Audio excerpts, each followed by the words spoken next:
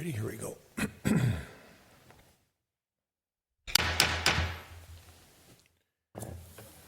Well, good morning, everybody. It is Thursday, August 28th, 2025, 7:30 in the morning. And this is the gathering and meeting of the Edina Housing and Redevelopment Authority. This is an example of life going on. Highways are congested. People are moving about, doing the things they have to do in life. But yesterday was a pretty tragic day in the Twin Cities, particularly in Minneapolis, and particularly for the parents and the kids at Annunciation Church in South Minneapolis. And last night, my wife and I went over to Lyndhurst Park, part of that gathering over there, that candlelight vigil.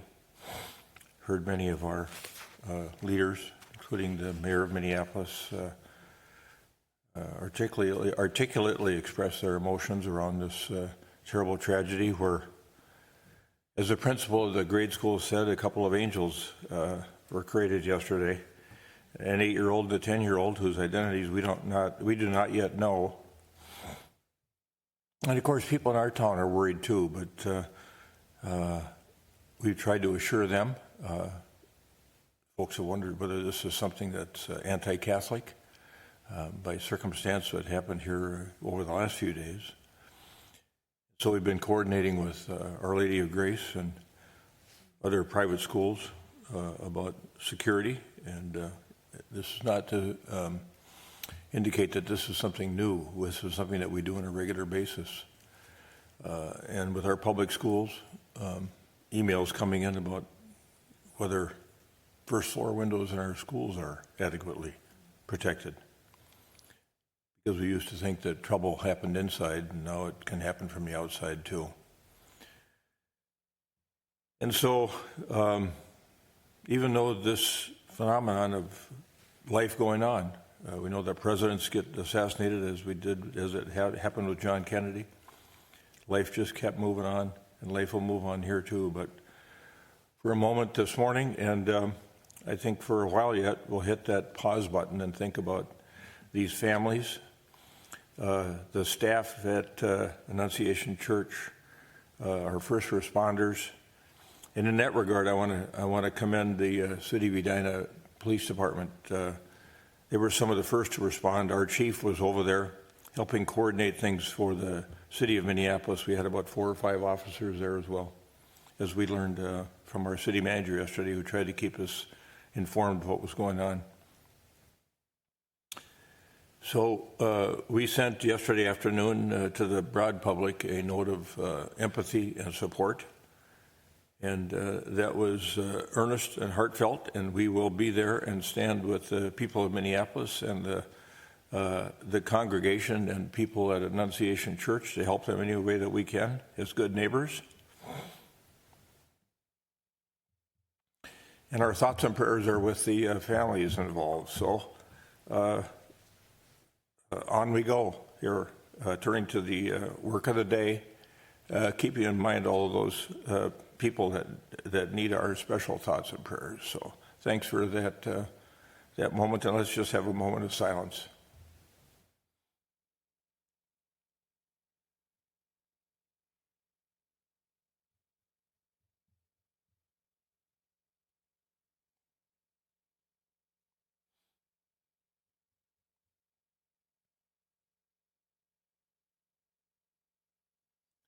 Thank you, everybody. Thanks to the folks that are here this morning with us to talk about things that are housing related. As people know, we're doing these meetings on a hybrid sort of basis. Folks can watch us online. Some folks come into the actual meeting and can testify. We've got a couple opportunities usually for people to testify. So there's a phone number on the screen if anybody's watching and wants to call in. We welcome you calling in with any concerns that you have to address with the commissioners. I'll now call the meeting to order and ask our Executive Director and our City Manager, Scott Neal, to call the roll. Commissioner Risser. Here. Commissioner Jackson. Here. Commissioner Pierce. Here. Commissioner Agnew. Here. Chair Hovland. Here. Next is the Pledge of Allegiance. I pledge allegiance To the flag of the United States of America and to the republic for which it stands, one nation, under God, indivisible, with liberty and justice for all.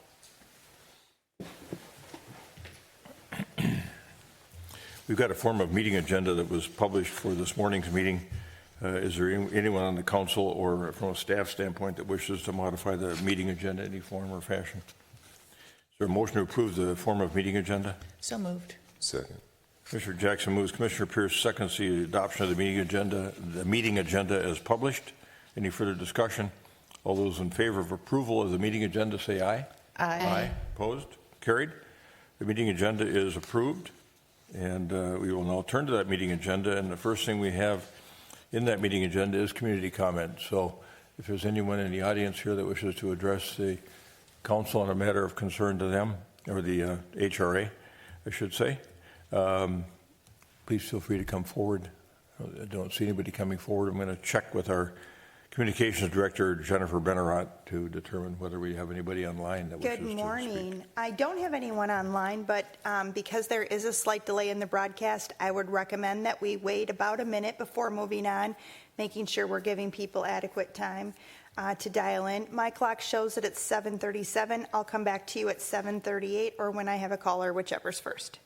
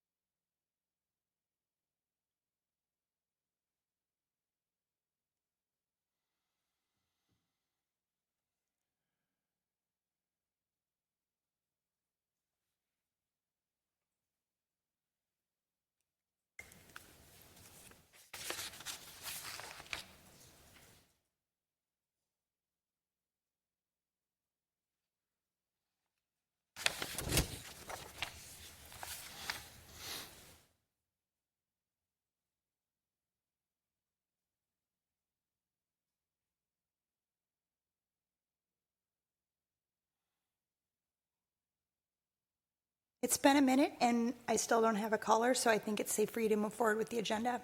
Okay, thank you.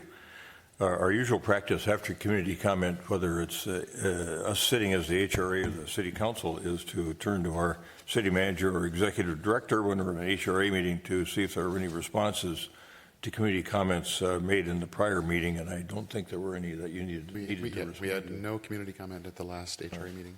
Very good. We've got about a half a dozen items on the consent agenda. Is there anyone on the HRA that wishes to remove an item from the consent agenda for individual discussion? Is there a motion to adopt the items on the consent agenda in a single motion? So moved. Second. Commissioner Jackson moves. Commissioner Pierce seconds the adoption of the items on the consent agenda in a single motion. Any further discussion? All those in favor of adoption of those four items on the consent agenda in a single motion say aye. Aye. Opposed? Carried. Those items are adopted and approved. We are next going to turn to kind of the heart of the meeting, and that is, incidentally, the documents that we're going to prepare relating to 3400 Parklawn 5010 Summit Avenue. Some nice work there. It's going to be a great restoration or improvement of those two properties, and I think we're all keen on seeing what's happening there. Right, it's very exciting. It took a while, as with 100% affordable housing developments happens, whether they're rehabilitation or new construction, multiple years of funding cycles before all the money comes together. But the money's together. They're hoping to close soon, and so now we need to get the documents ready so they can get the work done. And just so people know, those are long-time affordable housing units for people with disabilities and seniors that are close to 130 units, I think, total between the two buildings, and we're going to help with the rehabilitation of those buildings That is correct. and get them in good shape for a couple decades to come. Yes. Very good. On the reports and recommendations portion of the agenda, this is the Stephanie Hawkinson show this morning, and we're going to have her recommendations here. on what we call local affordable housing aid. That was something passed by the legislature. She's going to walk through all of that. And we are getting a certain amount of, I think, sales tax proceeds from LAHA, as so many acronyms in government. That's one of our newest ones, local affordable housing aid. And she's got some recommendations on how to use those funds. So welcome, That is Member Stephanie Hawkinson. Thank you. Thank you.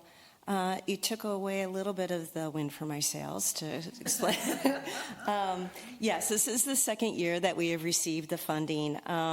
This is a 0.25% sales tax that's applied metro-wide, and to help preserve affordable housing within all the jurisdictions, in order to keep families from losing housing and to help those experience homelessness find housing. That was the original intent of these funds.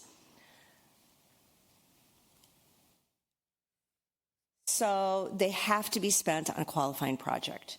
And in addition to helping with homeless prevention, so emergency rental assistance is like what instigated the passage of this funding.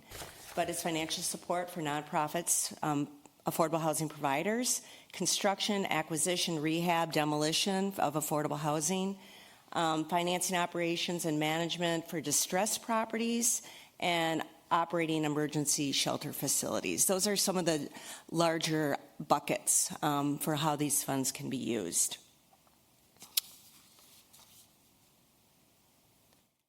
In 2025, this year, we are receiving $875,381.99. I am happy to throw in that extra penny if that helps make a difference. This is an increase over the 2024 allocation, which was $339,000 plus change because it was a partial year last year. This is the amount that each city receives is based on a distribution factor related to housing cost burden. So they take housing cost burden across the metro, and they give there's a percentage of what portion of what we are experiencing housing cost burden relative to everyone else.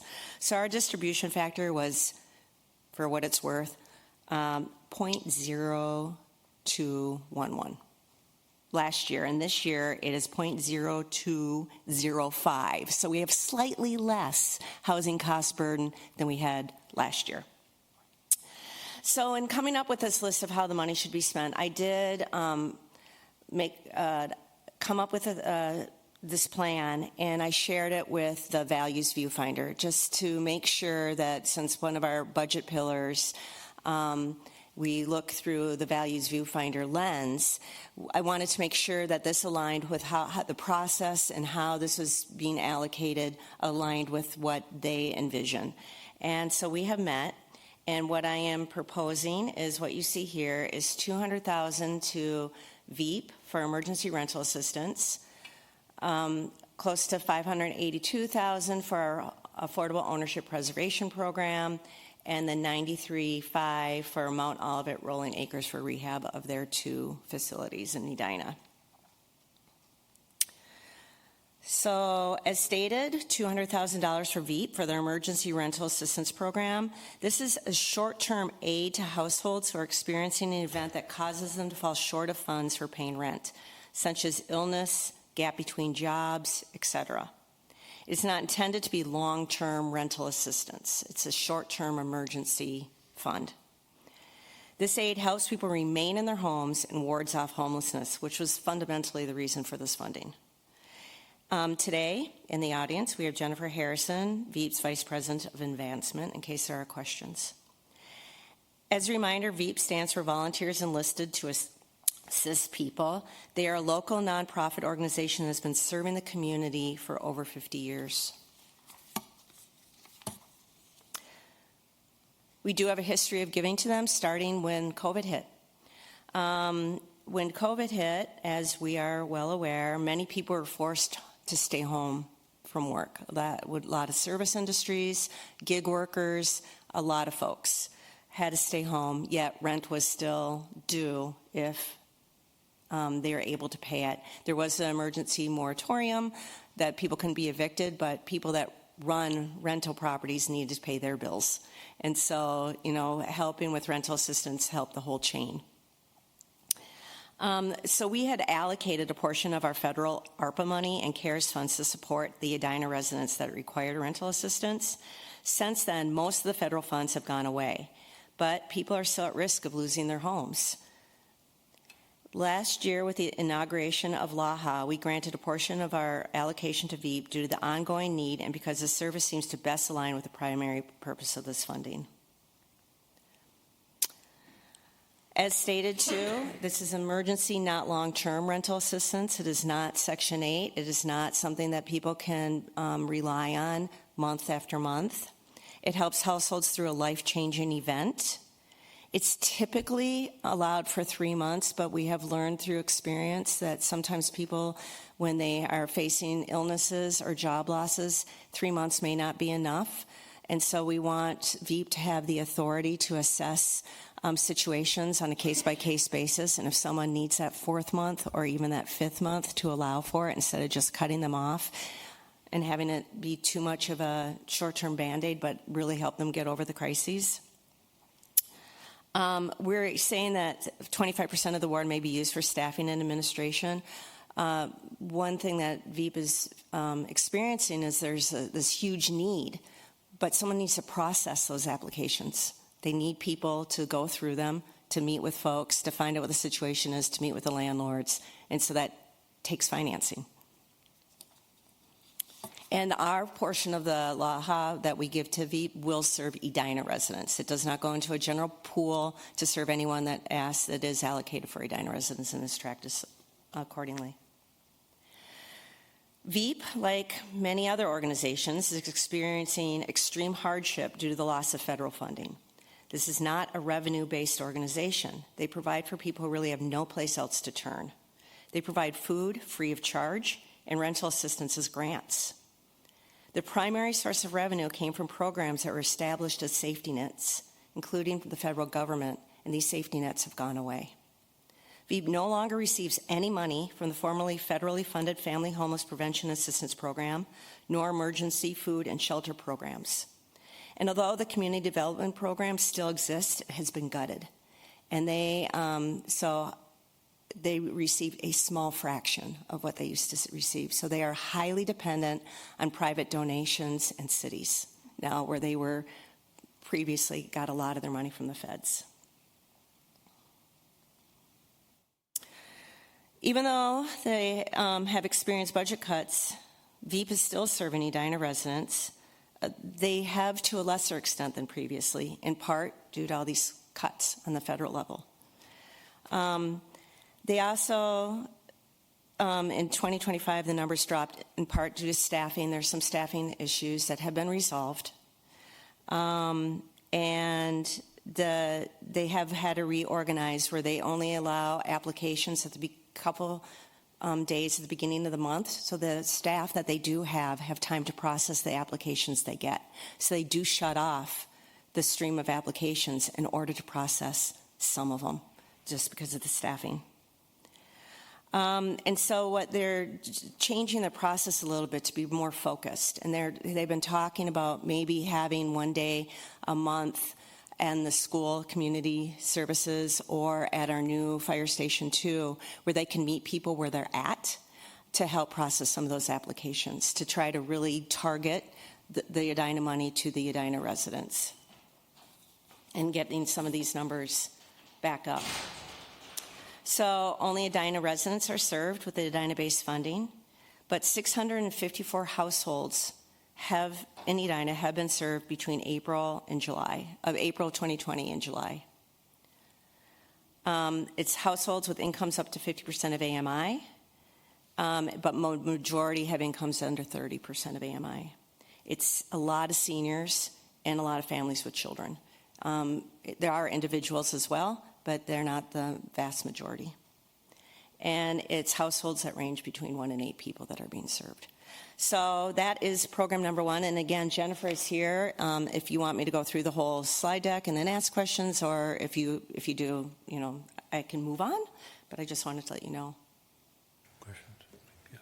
Commissioner Agnew. Thank you. If you could just go back a slide as well.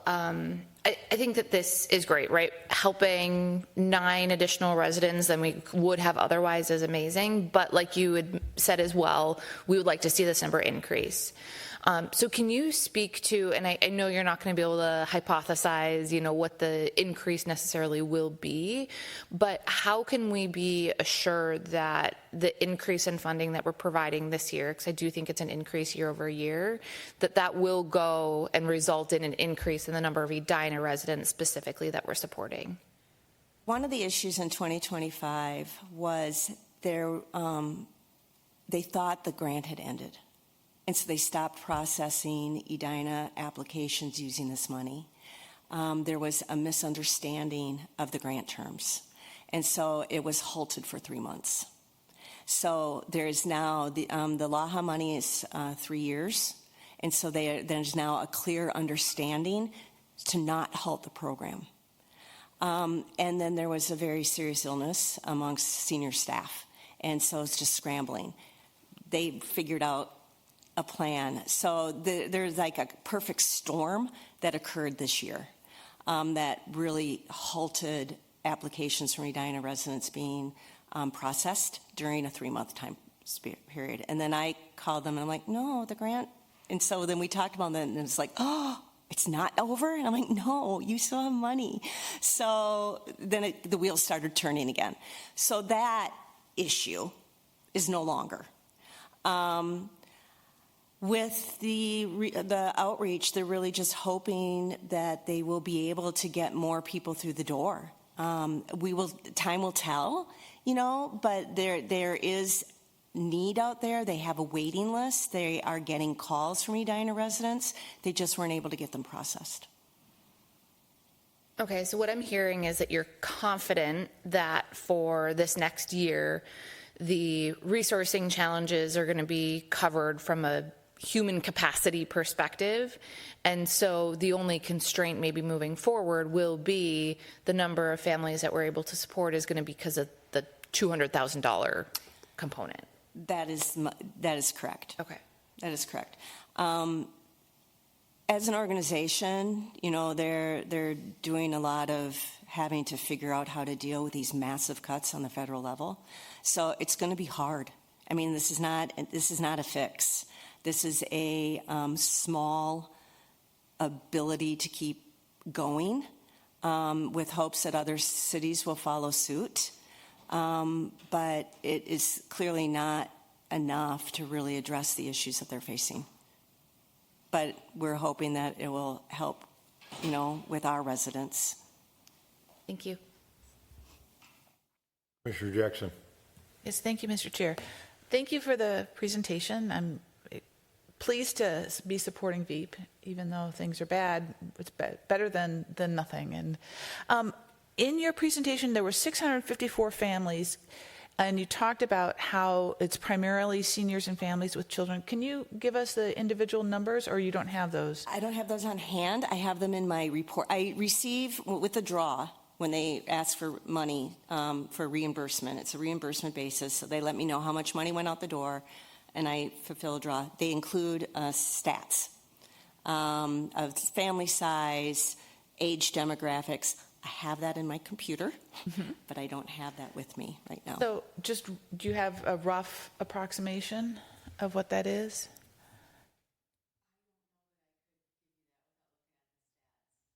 No, I just know that I was alarmed by the number of seniors, and that there were a lot of the ages were from 0 to mid-80s. So the reason I ask is we're going to be talking about our housing policy later on, and it's really important for us to understand what the need is based on data as opposed to just sort of feelings and anecdotes. So I can get that for you. that'd be awesome. Thank you so much. Mr. Risser, did you have a question or two? If you could go back to the slide that shows the reduction in money from, that one.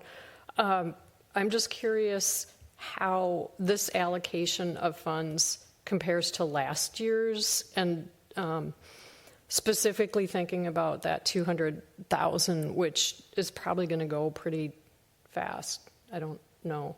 But with the Affordable Ownership Preservation Program, that's getting the vast majority of the funding. And I'm wondering how many people will benefit from that. And then also, if this allocation of funds is pretty similar to the breakdown in previous years for the LAHA money. Chair, Commissioners, last year we provided Veep with $100,000. So it's twice what we gave them last year. But it is on par. So during COVID, we gave them in 2020 a total of $500,000. In 2022, we gave them $466,000. So with the loss, that we're not making up for the deficits from these federal sources with the $200,000. But I don't think we have the capacity to do that. Okay, and the one thought that entered my head is, would it make sense to lower the amount of money going into the Affordable Ownership Preservation Program so we could bump up the amount of money going to Veep? Chair, Commissioners, I think that is a decision that you all can make, or you can see how the $200,000 goes this year, as it's twice what you gave last year, and we still have a little bit, due to that pause, we still have a little bit remaining from last year's allocation. We could get information on how many people will likely benefit from the money going to the preservation program. That would be super helpful. Thank you.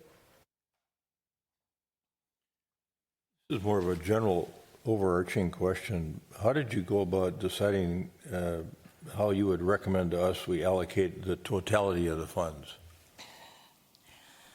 That is a good question, and sometimes it's an art rather than a science. So with Mount Olivet Rolling Acres... We trust your feelings. With Mount Olivet Rolling Acres, that was a concrete number. They had bids. They said this is how much, or if not bids, they had professional estimates of how much the work that was needed on those two buildings, how much that cost. It was a concrete number. Here it is. With Veep, it was twice what we gave last year. So I thought that was reasonable without, I felt like going above twice was a large leap for us to get our heads wrapped around.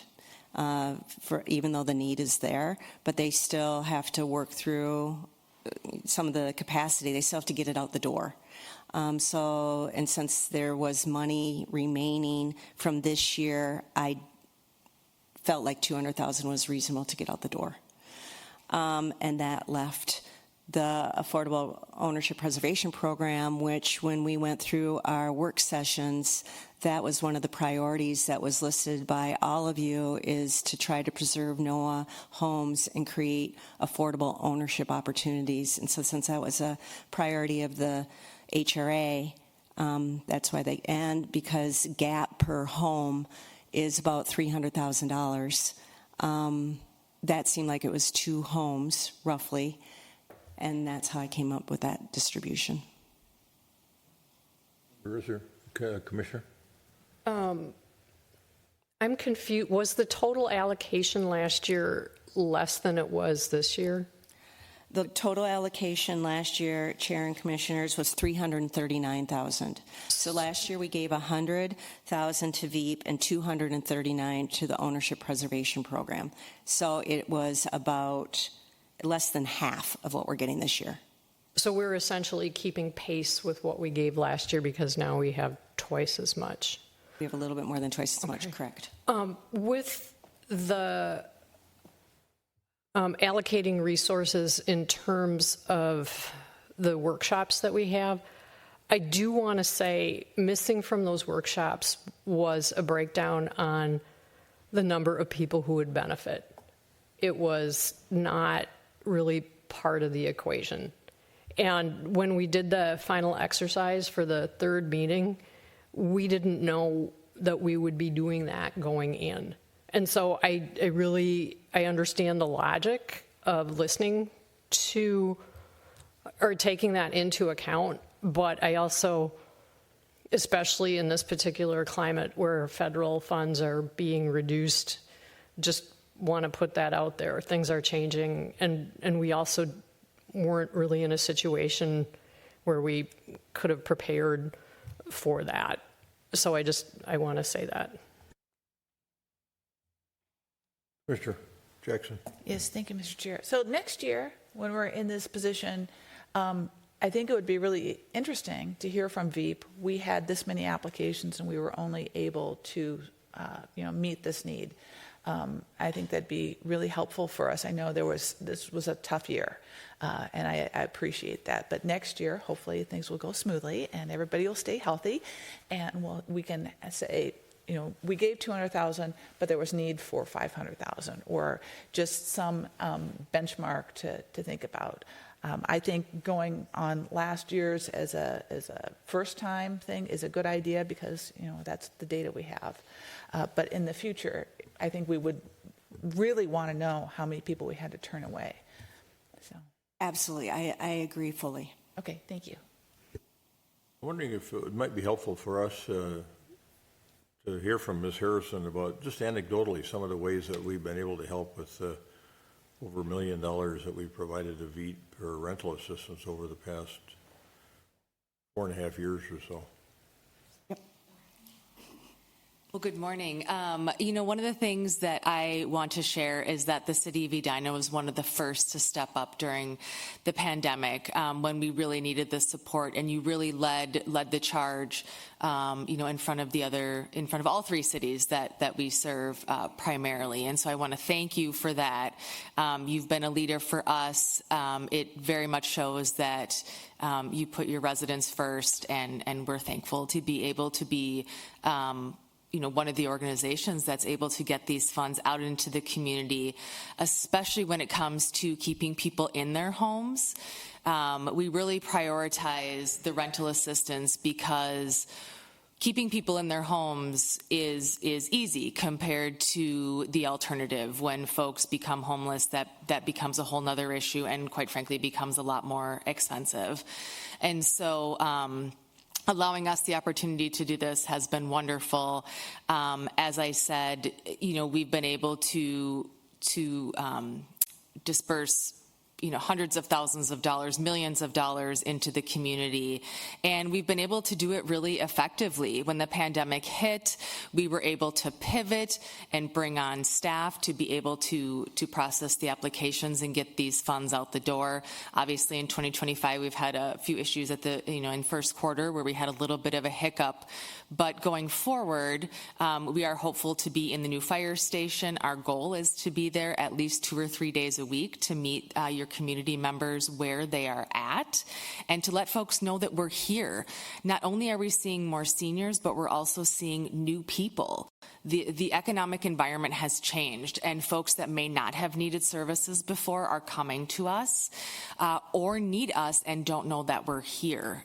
If you're new to needing services, you might not always know where to go. And so we want to be in the places where the people are in order to be able to access their needs and fulfill their needs through these funds. And we've done it well before with your partnership, and thank you so much for, truly thank you. You have been an absolute leader in this process for us over the last 5 years, and we are grateful. Thank you for that. Oh, hold on a moment. Okay. I guess you can sit down. Thank you. I just wanted to make sure that Commissioner Pierce had a chance to visit with you if that was what he intended. Thank you, Mr. Chair. So I really appreciate those comments. The thing that is I'll say challenge for me, and particularly in this space, is when you have dollars and you have to figure out how to allocate them, and you're trying to answer the question, where do we get the most value as a community versus, and you didn't do this, but I'm going to use the word arbitrarily kind of spread across multiple good programs, right? And so we're not doing it in an arbitrary way. But back to the comment from Commissioner Jackson, it would be good to have the data that suggests one is more value to the community than the other. So hearing the comment of keeping people in their homes versus helping them come back from homeless into a home is more expensive to deal with folks that are homeless. Because I think that might give us some insight into how we might want to appropriate not just these funds, but other funds that we may have the opportunity to kind of appropriate to those types of programs. And so I think having that would be awesome. And I want to reiterate, I know we didn't arbitrarily assign dollars, but it definitely would be good to have that data so that we know which of these programs is providing our community the best benefit, because that may shift over time, right? I think, as we get through the other two, you'll see that there's a somewhat of a continuum.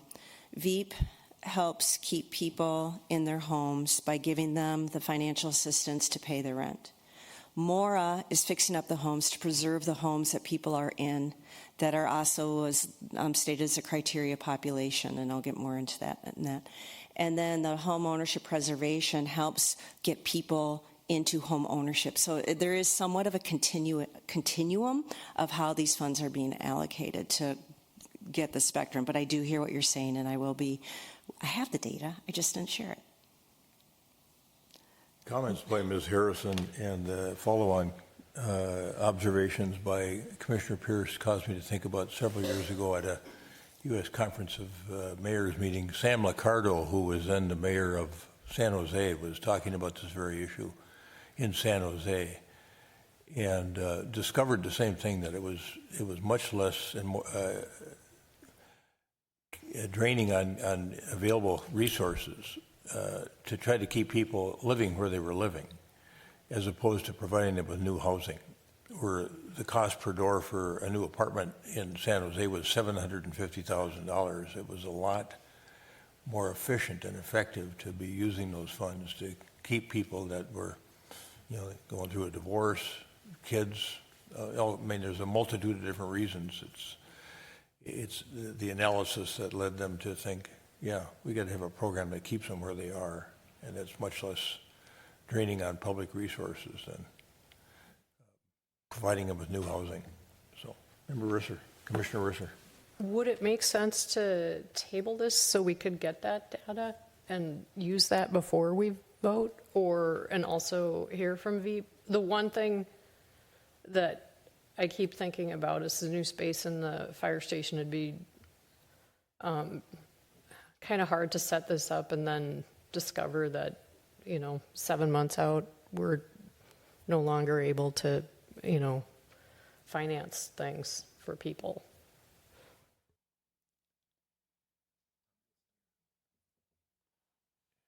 Yeah, and then explain why you were thinking that it might be better to table. So we could make a more informed decision and have that information that we're asking for right now. Well, but this, we've got 800 and some thousand to deal with here.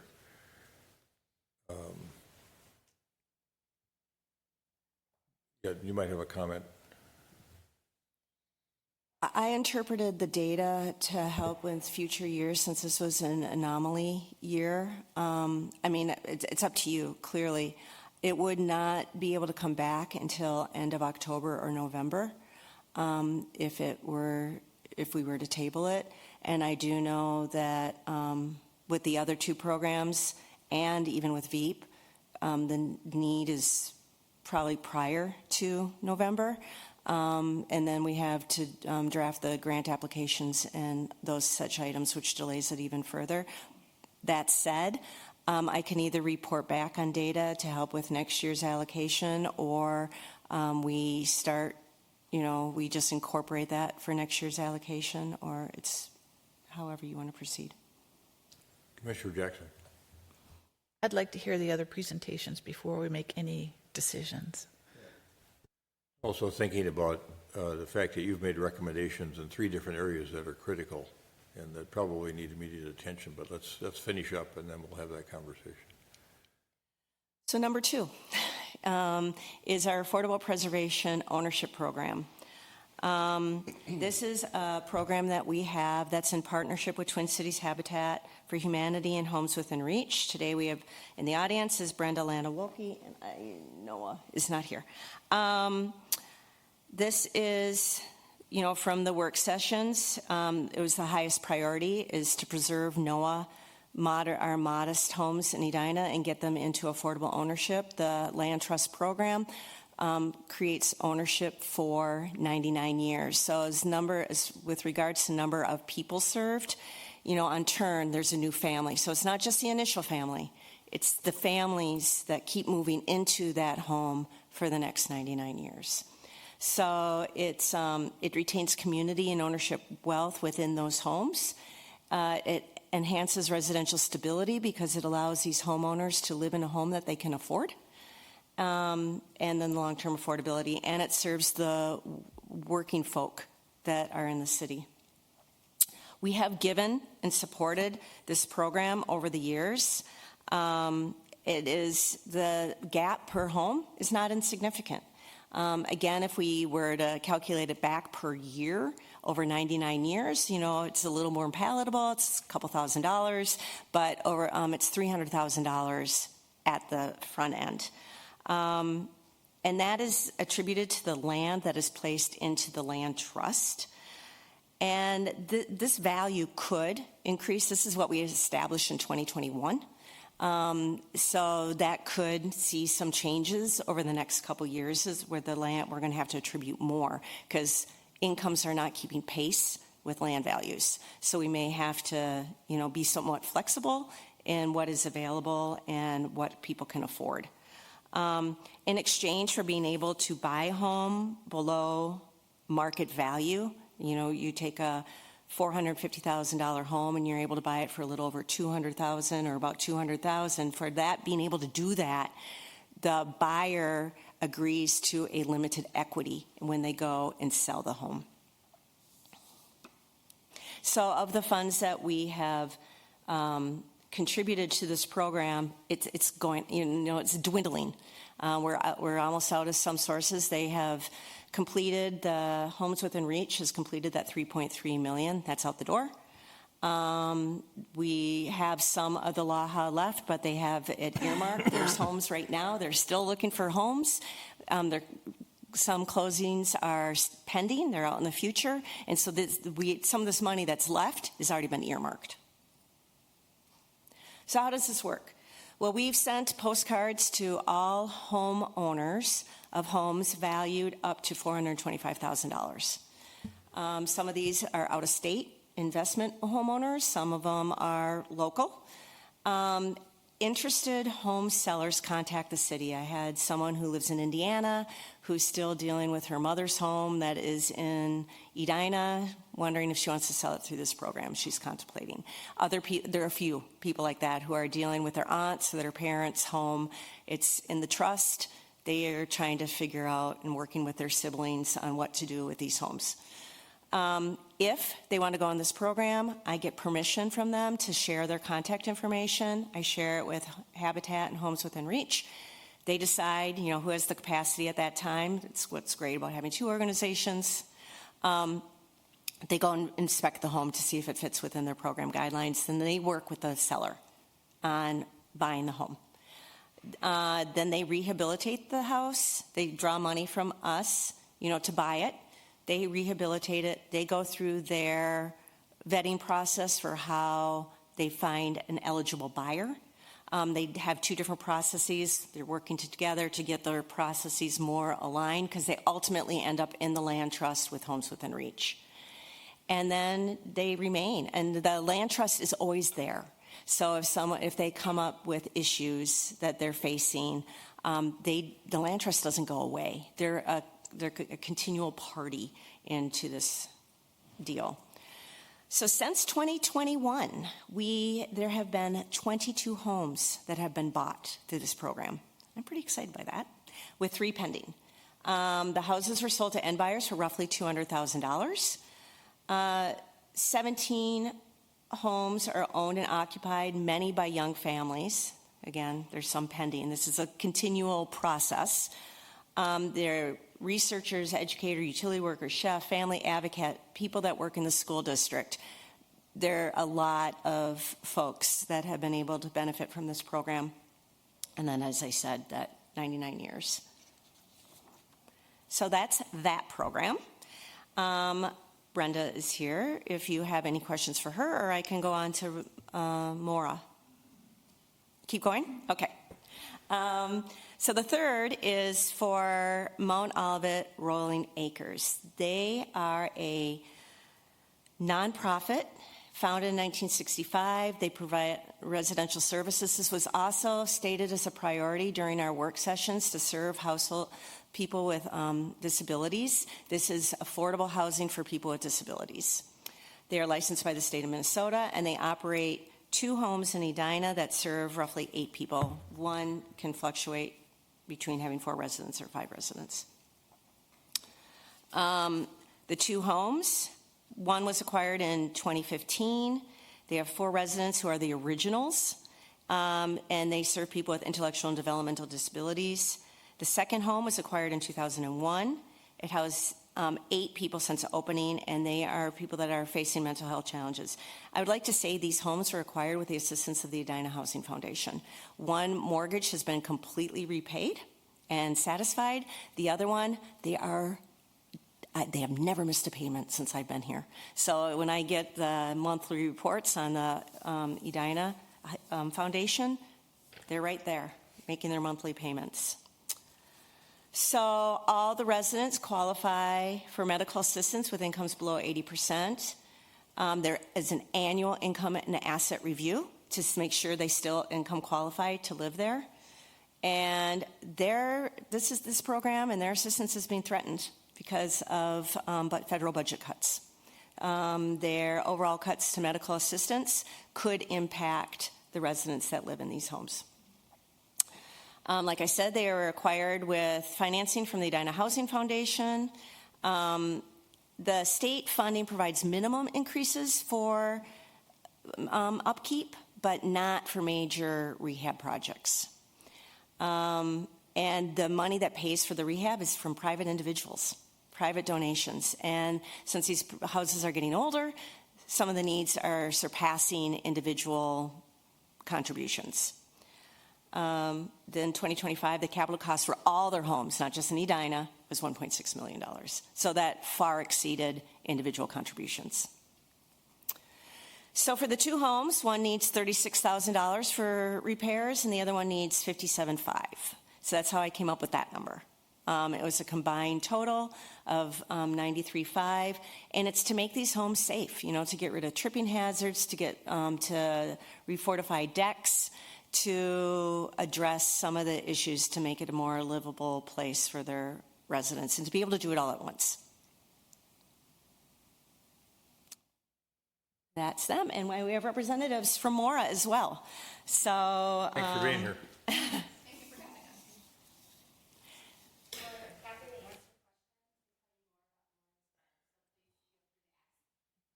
All right, thank you. Questions? Commissioner Jackson. Yes, thank you, Mr. Chair. So we also have a program to help repair homes, whether they're condominiums or single-family homes, so that with income-qualified people. Do the LAHA funds not qualify for that?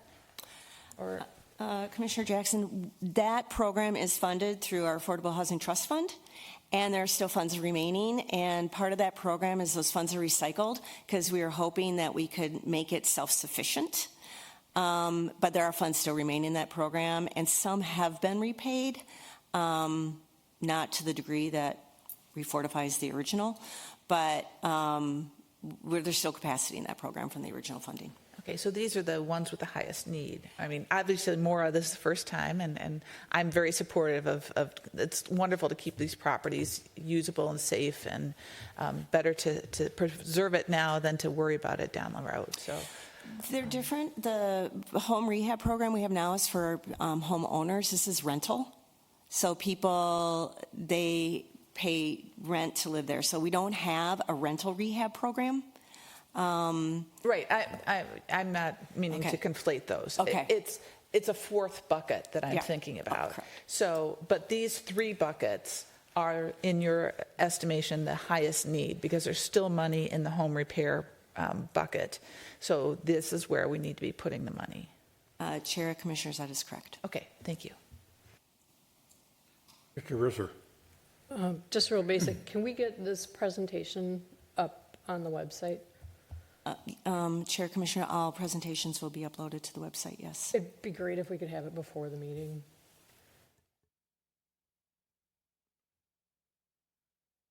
I think one question I'd like to have answered is, how does a Lutheran church in the home repair business end up with a name that sounds like it came out of the greater Minnesota? Rolling Acres. I want all of it, Rolling Acres. I cannot answer that. So we are an affiliate. You have to come up to the microphone and identify yourself. And So my name is Katie Elleras. I'm the Senior Director of Advancement at Mount Olivet Rolling Acres. We were started in 1965 by a group of parents who came out of the Mount Olivet Lutheran Church who had children that they were raising with disabilities and wanted something more than a state institution for their child. And we're on Rolling Acres Road in Victoria, Minnesota, which is where one of our offices are located. all right, that makes me, that's more understandable now. Thanks. Sort of. Commissioner Pierce. Thanks, Mr. Chair. So you guys know I work for an organization, Minnesota Diversified Industries, and we hire we have about 500 employees, and half of them have a disability. And so these types of housing is typically one of the biggest challenges because they need transportation to be able to come to work. And so I definitely support organizations who are playing their part in that supply chain, if you will, to support this community. And so I just wanted to circle back to when we look at the data, right, it feels great, like what we're able to have, what we've accomplished with the dollars that we've had in all three programs. But I still I don't know if we're having the best impact for the community or not. Because we're looking at the numbers in 22, right, for the homes that we've taken over and remodeled and resold. 22 is better than 5. But if we made a different choice in how we appropriate funds, could 22 then be 30? Like, I don't know. Are there other homes? So if we gave more,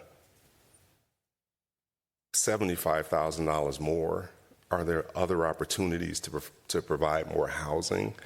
And so that's like what's running around in my head. But you're closer to it than any of us are. And so we do have to trust that you're taking that input and ensuring that we get the best value out of these dollars. I am not suggesting that I know enough to tell us what appropriation is better than the other. But it would be good for you to be able to say to us, yeah, this is maybe I'd word it this way, this is the greatest need in Edina, and here's how we're going to appropriate funds to go after that particular need. And then, right, we do that each cycle. You come in and you tell us how well we've done, or in some instances, we haven't been able to appropriate we haven't been able to use all the funds that have been appropriated because maybe houses aren't available or whatever. But that's the thing that is missing for me. And I say all of that, I still wouldn't table making this appropriation. But having that insight to know that, yeah, we are having the best impact for our community moving forward would be awesome to have that insight. May I respond to that? Yes. Chair, Commissioners, I believe this is the best value for the money that we have. I apologize if I have not given you the proper insight. I was responding in part due to your priorities that I have heard stated over the past years of what you want to focus on in the area of affordable housing. So it was in response to that. Veep was not listed as a priority, but I think, clearly your response to it, everyone's response to it, it seems like it's like an assumed priority to help people remain in their homes and not lose their homes. And it was also because it was a priority of the funding sources. So, yes, and I also believe that some cities do bank this money and have it accrue over 3 years and don't spend it annually. I believe that our needs that are current and now can't wait for a 3-year growing a bucket to be a $2 million bucket that would maybe support a new development and provide gap financing for a new development. Because, well, with the Affordable Preservation Program, we're losing our modest homes on a regular basis. The supply of them that remains in the community is dwindling. And so I believe the time is now to be able to act on being able to accrue those homes.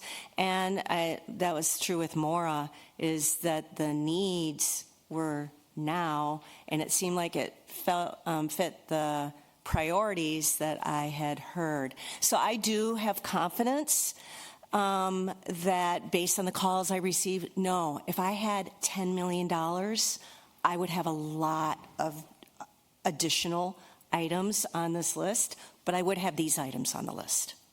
But the need out there is far greater than this, based on the calls I get. Thank you. Commissioner Agnew. Thank you.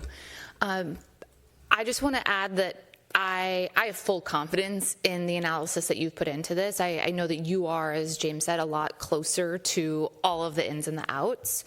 But also, to echo what, Commissioner Pierce said, I just want to see a little bit more of your work, right?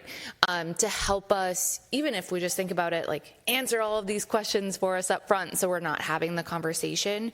But I think it's just about understanding, like, there's definitely a logic to having it spread across these three rather than, snowballing it into one particular bucket because of the components of the continuum that each one target, right? It targets a different need. So I understand that, but yeah, just bring a little bit more that shows, even if you just do the calculation of we served 9 families through Veep with $100,000, and so this was the relative cost for every family through Veep, and here's the relative cost for the houses that we're supporting through more, like a little bit of that I think would just close the loop on it. But I also am not recommending that we table it. I'm definitely supportive of this and really appreciate all of the analysis and work that I know you did to come up with this recommendation. Thank you, Commissioner. Commissioner Jackson. Yes, thank you, Mr. Chair. So I want to thank you also. You've been listening very carefully. The problem is we're sending you mixed messages. This is complicated and it's cloudy.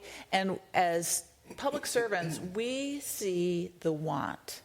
And we express things in terms of the want, and you see things in terms of the need. And so, it's very complicated, and I think you've done a very good job of listening to us, and thank you, and you've put a lot of time and effort into that. I just want to acknowledge that the need and want are two different things, and the need is so great that we just have been focusing more on the want because we can never meet all the need. And I just want to say thank you for listening, and thanks for your analysis. I'd like to make a decision this morning. Oh, yeah. Okay, Yeah. Commissioner Visser, any further thoughts? I see the logic of not tabling this. Another idea, maybe instead of the 581, we go to 381 and put 200 aside so that if it appears the impact from all those federal cuts is even greater than we thought, we would have a little wiggle room. But that's the last little curveball I'll throw out. I don't want to speak for you, Commissioner Risser, but I think what you're thinking is, this is my interpretation, is that we've got another item coming up here where we're going to be asked to approve $1 million from the Southdale TIF fund being moved into this Edina Heroes program for down payment assistance. And that because we've got this money in the affordable housing, affordable ownership preservation program, there might be some room to kind of navigate. But with two separate buckets, I think it's a little bit tricky. We got LAHA money in one bucket and you got TIF money in another bucket. And for me, I feel like we need to think about it that way, unfortunately, and that the recommendations that we're seeing here are compelling. And I think we need to trust our staff analysis and the things that have been presented to us this morning in terms of making this decision. Commissioner Risser, you had to follow on. Just that part of this decision was really driven by the workshops that we had and the exercise where we put the little red dots on different things. So I have said what my concerns are. All right, okay. The recommended motion from Manager Hawkinson is that we approve the recommendation, authorize staff to engage council to prepare agreements that would reflect that staff recommendation of $200,000 going to the VEAP Emergency Rental Assistance Program, $581,881.99 going into the Affordable Ownership Preservation Program, and that $93,500 be allocated to the Mount Olivet Rolling Acres Home Repair Program. Is there a motion to that effect? So moved. Second. Commissioner Jackson moves, Commissioner Pierce seconds the motion as stated. Further discussion? All those in favor of adoption of the motion as stated say aye. Aye. Aye. Opposed? Carried. Those allocations are approved with the LAHA money. Thanks for being here this morning with us, folks.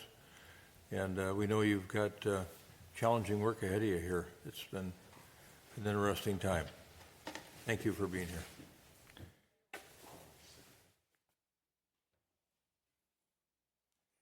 And then the next matter, we've got two more matters on the agenda this morning. One is the so-called Edina Heroes Down Payment Assistance Program, and Manager Hawkinson has this matter as well. Yes. This is this idea for this program also came about from the work sessions. Focus on affordable housing. During the third meeting, it was stated that an area of focus should be for people who work in the city generally, and more specifically, for people who work in the city and serve Edina residents. Another interest was helping homeowners buy modest housing stock in the city rather than the buyer being a developer. This program is designed to help people to buy homes in the city closer to their work by providing a deferred down payment second mortgage to reduce the amount needed to borrow from the first mortgage lender, making the home affordable for those income ranges. For example, if a worker can afford to qualify for a $400,000 mortgage, but the house is listed at $500,000, the $100,000 difference can become from a second mortgage with the principal not due until the house is sold. This helps make buying a home in Edina more affordable. This really is parallel to the Come Home to Edina program, but for quote-unquote heroes.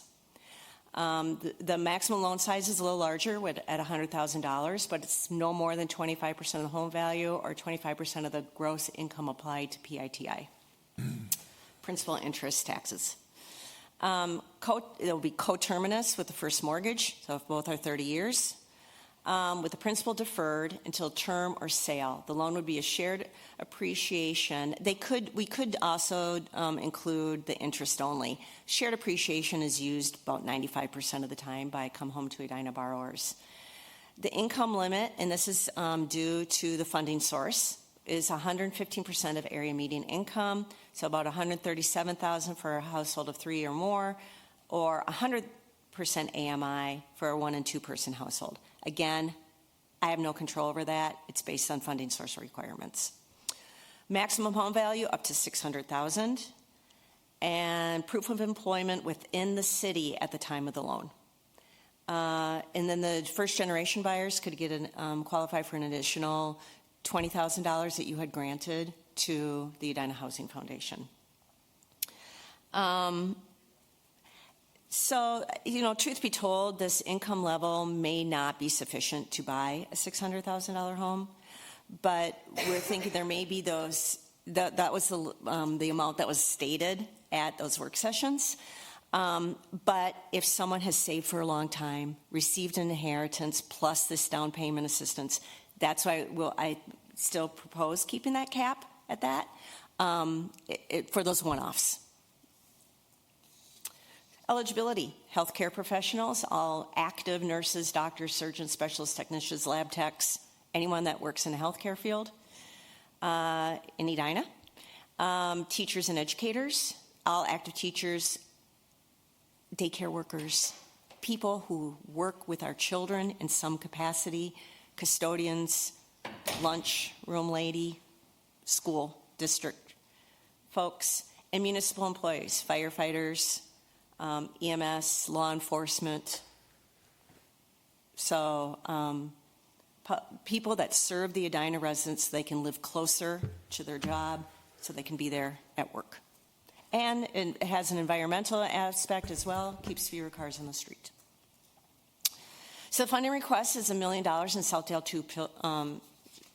2 pooled TIF. If you recall, the HRA sought legislative authority to use the Southdale 2 funds specifically to assist in affordable housing, which was granted. I think it took 2 years to get it through the legislation to allow these funds to be used for affordable housing.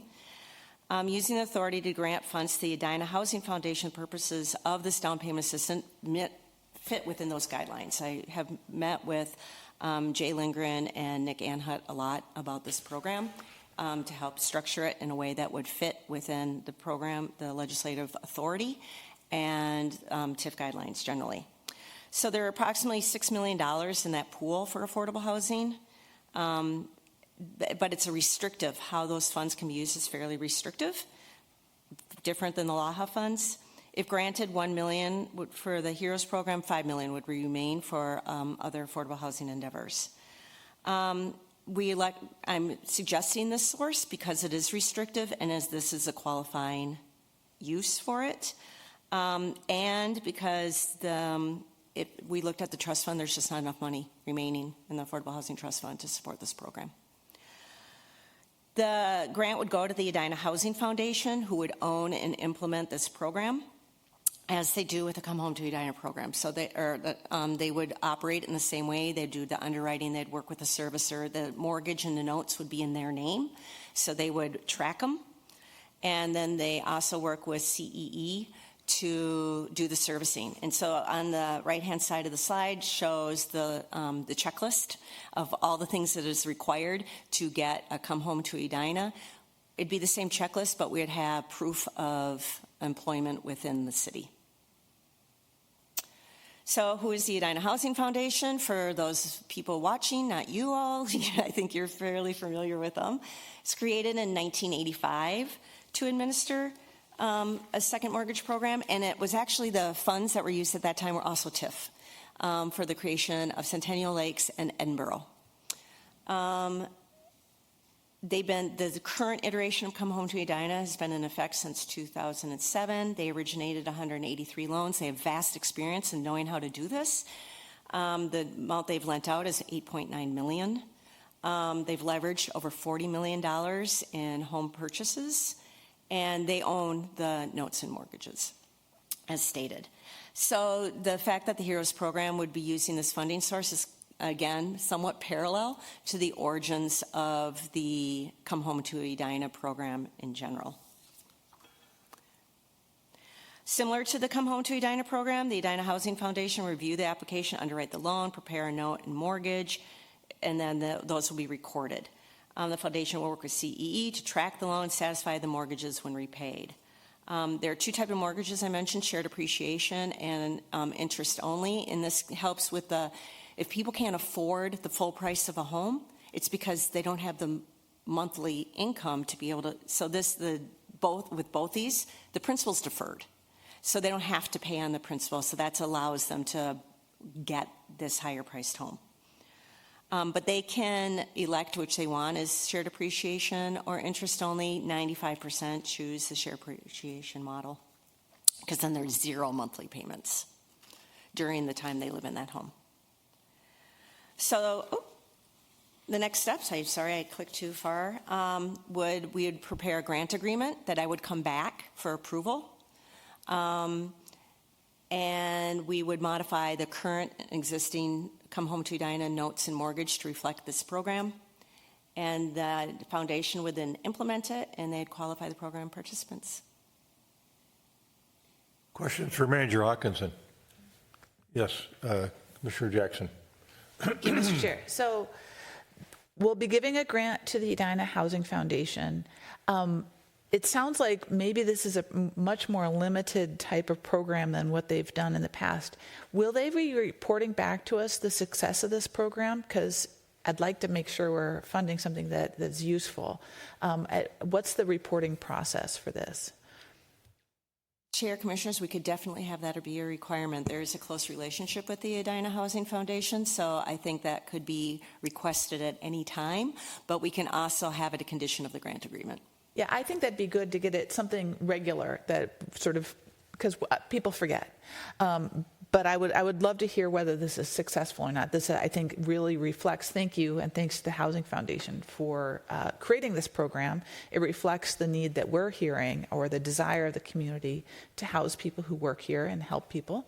So that's a good program, but I'd like to know whether we're successful or not. Most definitely. Okay, thank you. Commissioner Agnew. Thank you, Chair. Thank you so much for presenting on this. I know this is something that we've talked about a few times, of how can we specifically target populations of people that are already a part of the Edina community. So I love seeing a program like this, and I love how throughout you kind of sprinkled in at least some visuals of programs like this that exist in other locations, right? So it's not like we designed a new wheel and tried to figure out like how can we do something. There are other examples of success in this area, it seems like across the United States, that we then leaned into, learned from, and are attempting to implement a similar program. So just kudos to you for all of the work that you did, and then, not redefining the wheel and just kind of looking at what else has been successful. I do have a couple of specific questions. You talked a little bit about the $600,000 home price maximum. Can you speak to me again about how we arrived on that? Because I did pull up Zillow. There are currently 13 houses that are for sale in the boundaries of Edina that are at 600 or below. So I'm just kind of curious, how did we align on that number, and does that ensure that there's enough market to have this be successful? Chair, Commissioners, the number came about a couple of different ways. One was from you all. I think it was just thrown out. I grabbed onto it. So the median home price in Edina is over $700,000. So it is below the median price. Minnesota Housing and the Come Home to Edina have a maximum home value of $515,000. So this is a little greater than what is allowed through the Come Home to Edina and state down payment assistance programs. Anything greater than this, because we have an income cap based on the funding source, would be, the numbers don't work. If you take that income, you take 30% of that income roughly, you factor in interest rates, you factor in all those things, having them be able to afford, I think even 600 is going to be a reach. And that's why I said with 600, I'll keep that because it was a number that was stated, but there would have to have a gift in addition to our 100,000, an inheritance, a family gift of some sort, in order to increase that down payment, because the mortgage that they would qualify for would probably be roughly about $400,000, and you have to factor in their credit score, there's so many, I mean, home buyers, you know that there's so many things that determine how much you can afford in a home. So that's how we came up with 600. I still think it's a little bit of a reach, but it was a number that had been repeatedly stated for something to try to achieve too for home ownership here. Yeah, because I'm just trying to make sure that we make a program that's attainable, right? Like both, they are able to afford the monthly. So I appreciate the analysis that you did on that side, but I also want to know that there's supply within our market for them to find homes that fit into this, that are not just tear down quality. Chair, Commissioners, truthfully, with the Affordable Ownership Preservation Program, there have been alignment where there have been buyers into that program that have utilized the Come Home to Edina program, and one was actually a police officer. So you're right. Supply is limited. I am not limiting this to houses, where a lot of the Come Home to Edina program has been condominiums as well and townhomes. But historically with the Come Home to Edina program, lately, since we increased our cap of the down payment assistance when it was $60,000, we saw more condominiums. When that increased to 90, we saw more houses.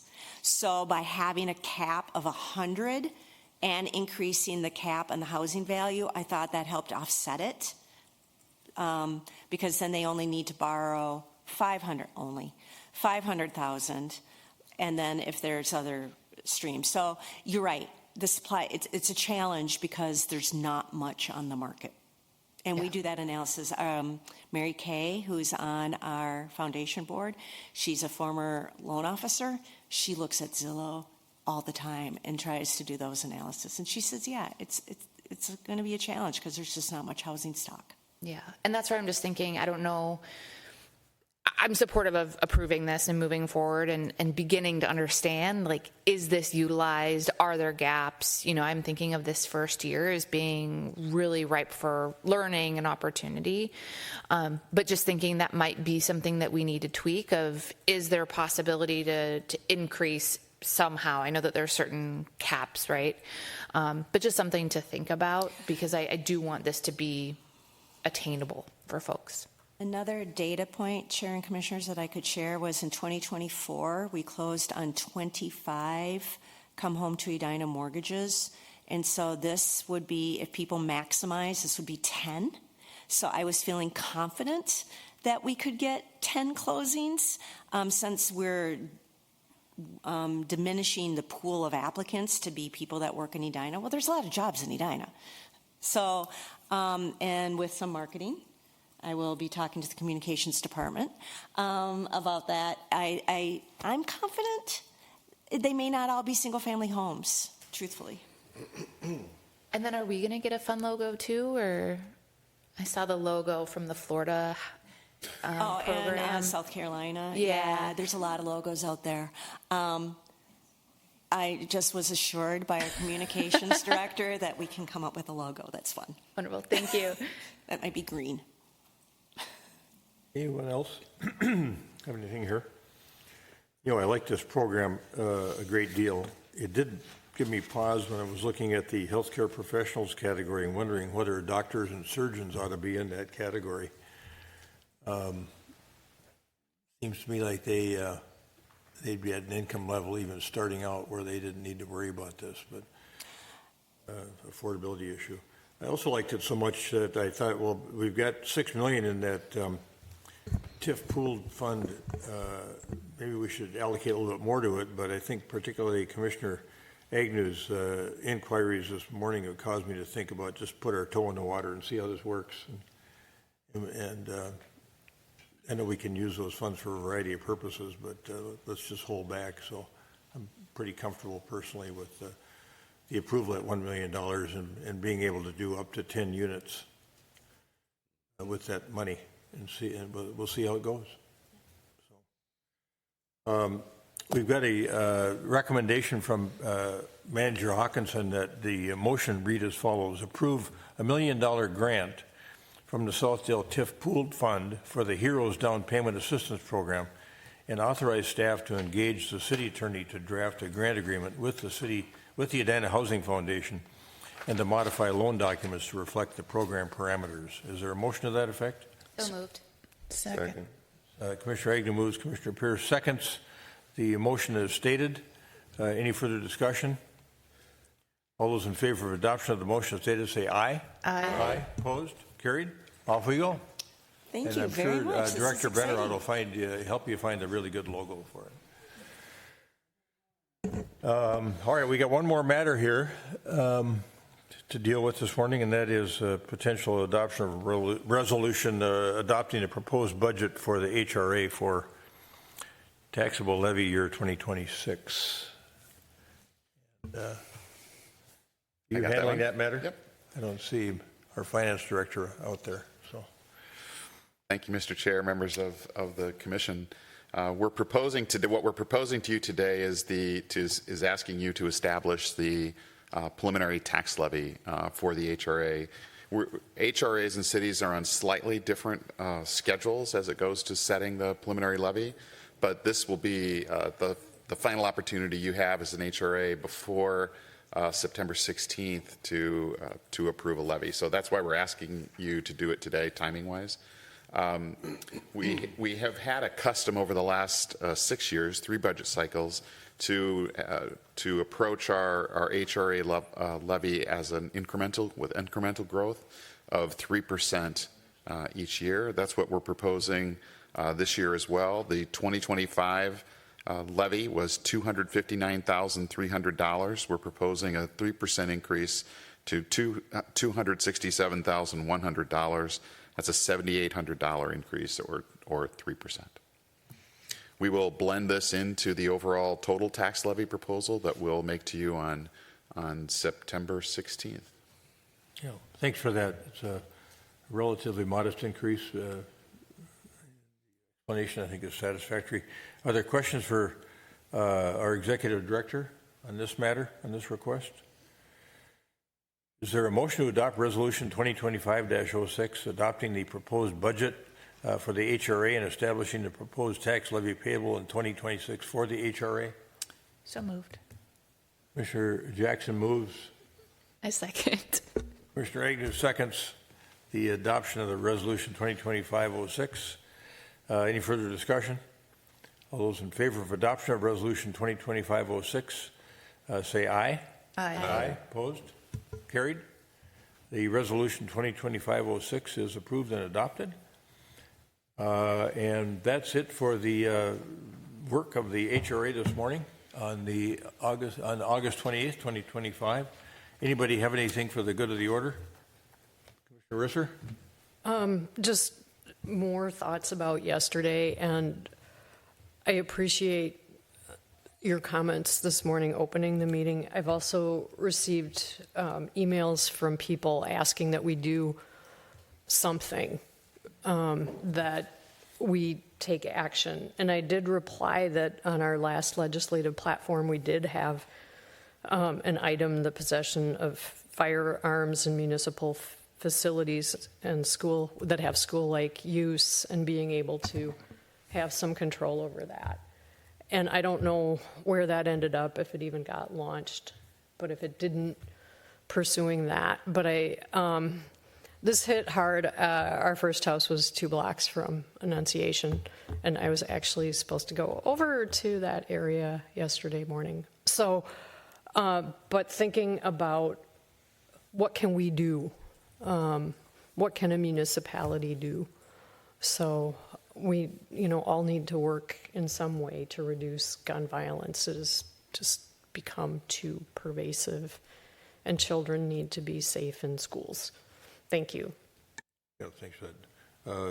Manager Neal. Just to follow up on that a little bit, and it's related to the call I had to step out to take.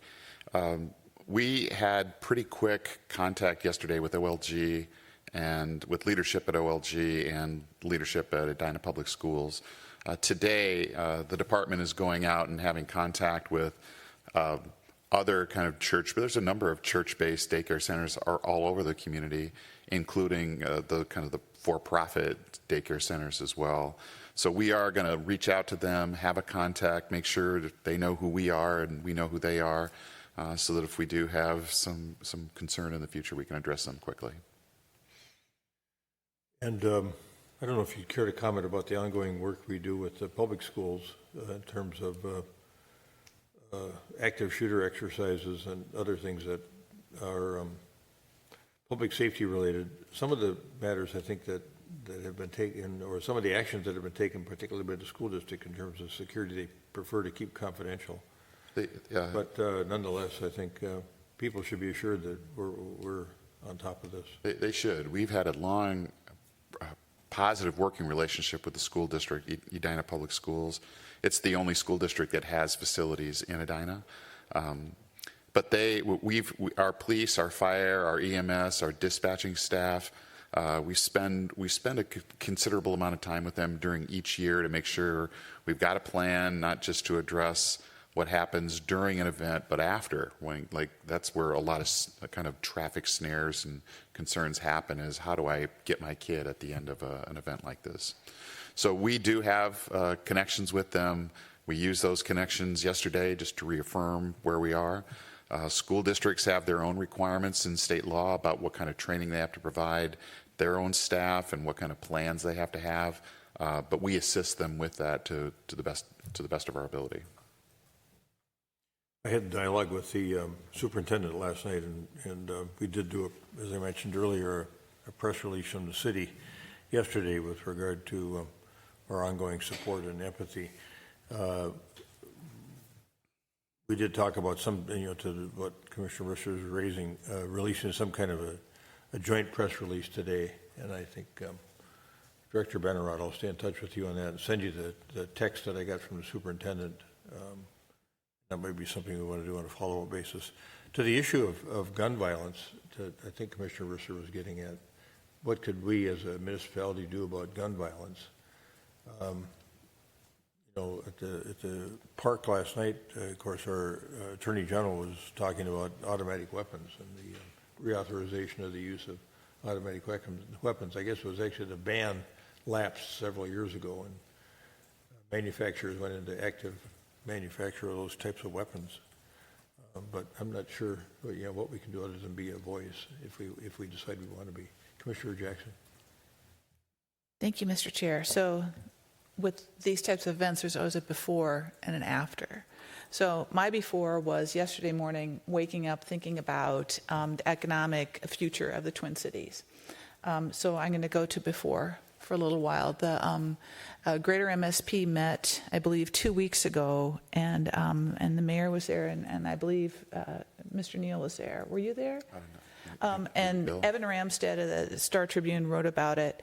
And as the Economic Development Board for the city of Edina, I just want to raise the issue that growth has slowed in Minnesota, and I think when we look at the cost of housing and how difficult it is to develop wealth with a high cost of housing, from coming out of poverty to develop wealth, people who have expensive homes, their value has gone up dramatically. But I just want to sort of put that alert out there that growth has slowed in the Twin Cities.